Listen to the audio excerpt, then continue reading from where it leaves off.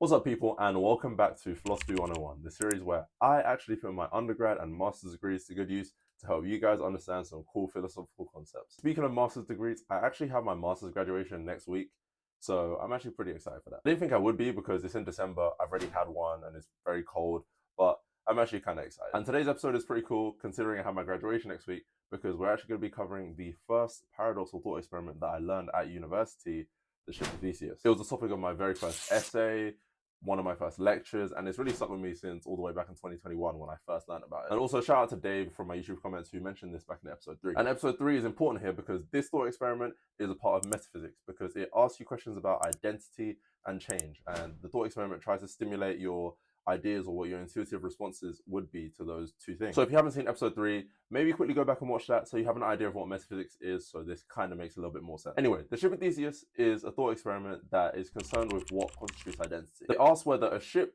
that has had every single plank replaced over the course of its journey is still the same ship as when it first set off. The paradox extends when you imagine all of the discarded parts are then put together to create a brand new ship, in a sense. So now you have two ships, one made up of the original parts and one made up of all of the replaced parts, and you have to ask yourself which is the real ship of Theseus. And whichever ship you choose says a lot about your ideas on identity and change. And that's what thought experiments are designed to do. They're supposed to get you to think about what you would do or would say in any given scenario. Now, if you say that the ship with all of the original parts put back together is the real ship, then you believe that identity lies in the material makeup of things. But if you say that the ship that's had the name Ship of Theseus with all the replaced parts is the real ship, then you believe that identity lies in continuity and can survive wholesale change. And with each response, there will be counters, but that's all right. That's exactly what philosophy is supposed to do. For those of you who say identity lies in material makeup, what about every single island that the ship with the replaced parts passes, where everybody calls it the Ship of Theseus? Are all of those people mistaken? What about when the ship is made up of some original parts and some replaced parts? Is there no Ship of Theseus during that time? And for those of you who say identity lies in continuity,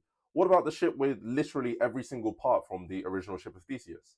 What is its identity? Is it a completely different ship? If so, what should we call it? So now you understand how the Ship of Theseus paradox works, what each response is to it, and some possible objections. So now it's up to you guys to let me know in the comment section below which side you fall under. And be sure to hit the follow button to learn about the next cool philosophical concept. I'll see you all on the next one. Peace.